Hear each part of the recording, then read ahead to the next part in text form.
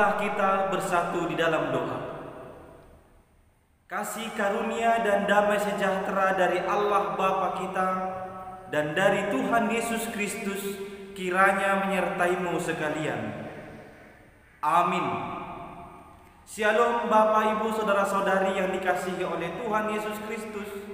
Kita bertemu kembali di dalam ibadah pertanyaan sektor pada malam hari ini. Tuhan berfirman bagi kita pada malam hari ini lewat firman-Nya yang tertulis di dalam kitab Wahyu pasal 7 ayat 1 sampai dengan ayat 3. Beginilah firman Tuhan.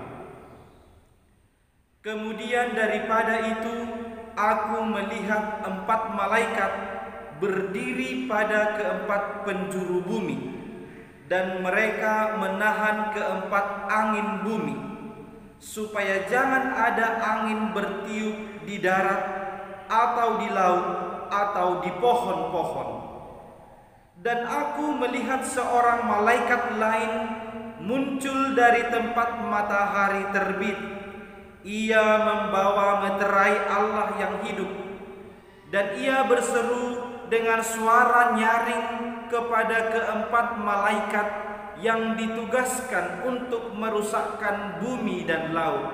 Katanya, janganlah merusakkan bumi atau laut atau pohon-pohon sebelum kami memeteraikan hamba-hamba Allah kami pada dahi mereka. Demikian pembacaan firman Tuhan. Saudara-saudari yang dikasihi oleh Tuhan Yesus Kristus, hingga pada saat ini kita masih berada di bawah penderitaan karena COVID atau coronavirus disease, penyakit virus corona 19 yang melanda seluruh negeri ini. Kita melihat setiap hari semakin bertambah korban meninggal, korban positif, dan semakin banyak orang-orang yang akhirnya kehilangan pekerjaan, mereka dirumahkan, dan tidak sedikit yang sampai di PHK. Kita tetap bertanya, sampai kapan penderitaan ini akan dialami oleh bumi ini? Akankah penderitaan ini terus demikian berjalan di tengah-tengah dunia ini? Saudara-saudari yang dikasihi Kristus, dalam suasana yang hampir sama ketika orang-orang Kristen mula-mula mengalami penderitaan yang sangat besar di bawah kekaisaran Domitianus, karena mereka tidak mau menyembah patung kaisar, tidak mau menyembah kaisar, maka orang-orang Kristen pada waktu itu banyak yang dihukum, dikejar-kejar, disiksa, bahkan dibunuh, dan banyak juga yang terbuang. Pada teks ini atau pada kitab Wahyu ini kita tahu ada orang-orang Kristen yang terbuang ke Pulau Patmos, pulau yang sangat terpencil, pulau yang sangat terpinggirkan. Dan Yohanes sebagai saksi Kristus yang setia, dia ikut terbuang ke Pulau Patmos itu. Di sanalah Yohanes menerima wahyu, menerima penglihatan-penglihatan yang dibukakan Tuhan kepada Yohanes. Tujuan utamanya adalah supaya Yohanes melihat dan memberitakan bahwa penderitaan yang sedang dialami oleh orang-orang percaya itu segera akan berakhir. Atau dengan kata lain, segala penderitaan itu ada akhirnya. Pada kitab atau pada buku Wahyu ini kita melihat Allah di dalam anaknya Tuhan Yesus Kristus menunjukkan dirinya bahwa dialah yang berkuasa di akhir dari segala sesuatu yang terjadi di bumi ini. Itu sebabnya Yesus itu di dalam buku Wahyu sering disebut sebagai dia adalah Alfa dan Omega.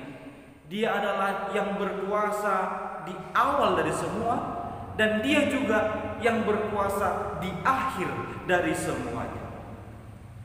Di pasal 7 ini kita mau memberi perhatian pada 3 hal. Yang pertama, bahwa alam semesta ini berada di bawah kuasa Tuhan Allah. Ini mau menekankan kita supaya kita yakin terhadap pemeliharaan Allah di dalam kehidupan kita. Yakinlah akan pemeliharaan Allah.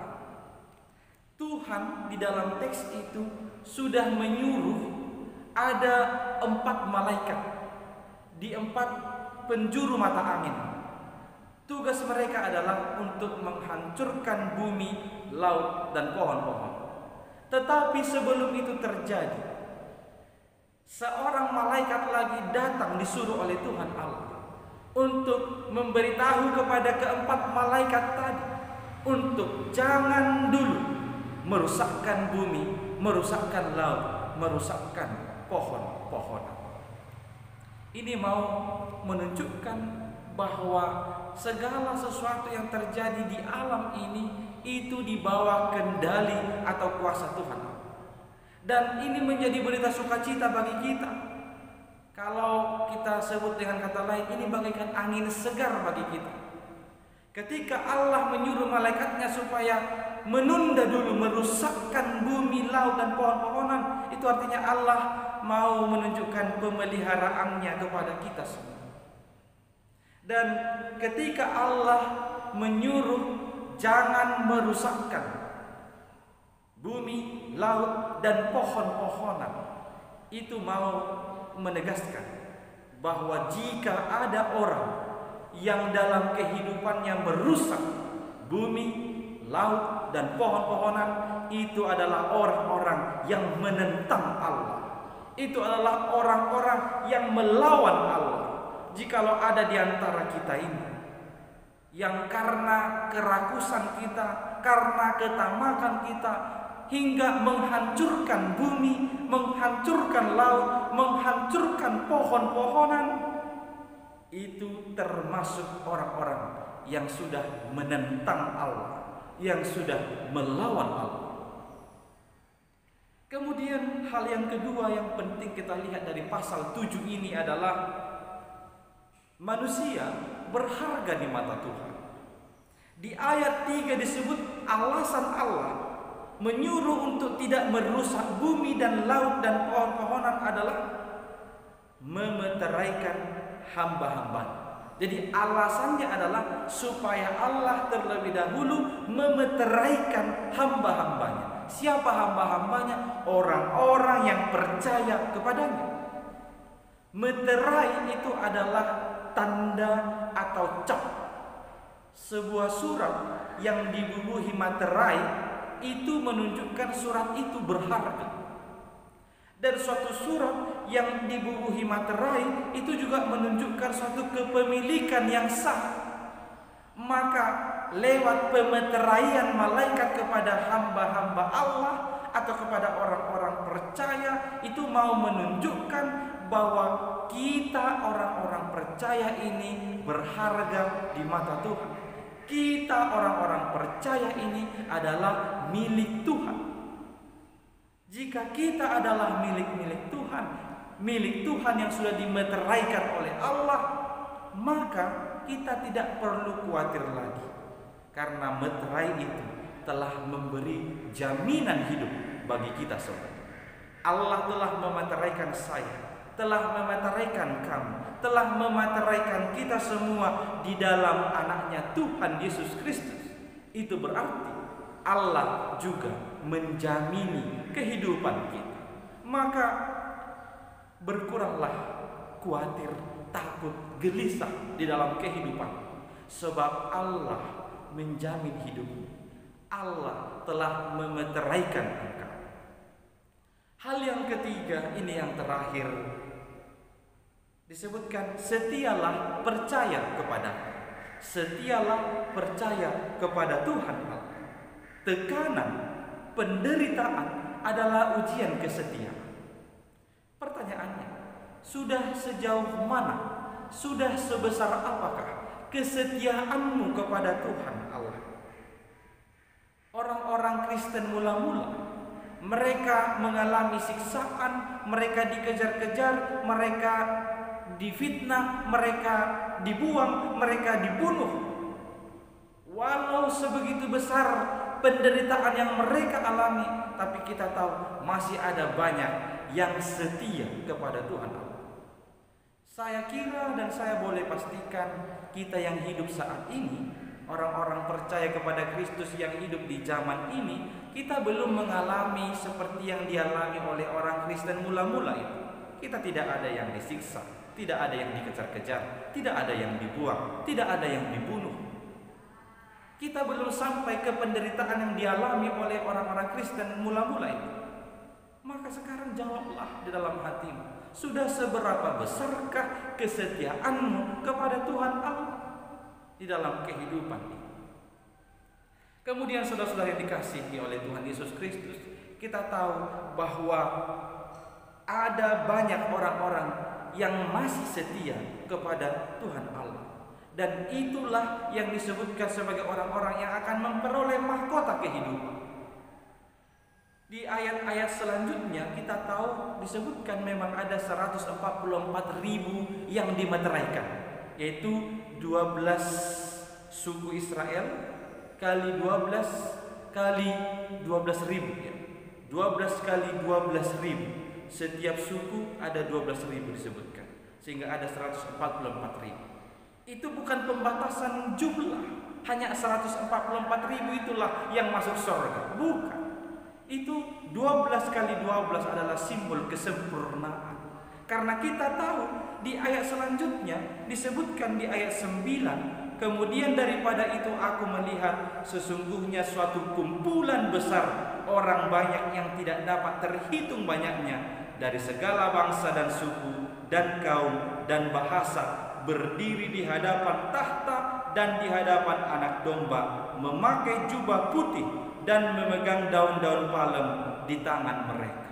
Berarti bukan hanya yang 144.000 itu, ada banyak. Dan kita berharap saya dan Bapak Ibu saudara-saudara sekalian termasuk di dalamnya, menjadi orang-orang yang percaya, yang setia hanya kepada Tuhan Allah kita. Disebutkan dalam Wahyu 2 ayat 10c, hendaklah engkau setia sampai mati, dan aku akan mengaruniakan kepadamu mahkota kehidupan. Setia di bawah pemeliharaan Tuhan, setia menjadi milik Tuhan, dan setia percaya hanya kepada Tuhan saja. Amin, kita berdoa. Terima kasih ya Tuhan Allah atas firman-Mu yang telah kami dengarkan. Engkau menunjukkan kasih-Mu yang besar, bahwa Engkau adalah Allah yang berkuasa, yang mengawali segala sesuatu dan mengakhiri segala sesuatu. Engkau adalah Allah yang Alfa dan Omega. Ya Tuhan, kami tahu Engkau adalah yang berkuasa atas kehidupan dunia ini, atas kehidupan kami umat-Mu. Maka tunjukkanlah Tuhan kuasa-Mu itu, dan kami meyakini pemeliharaan-Mu di dalam kehidupan kami, pribadi lepas pribadi. Kami bersyukur Tuhan, Engkau telah memeteraikan kami menjadi milik-Mu, bahwa Engkau telah menjamini kehidupan kami. Itu sebabnya kami harusnya setia, hanya percaya kepadamu saja.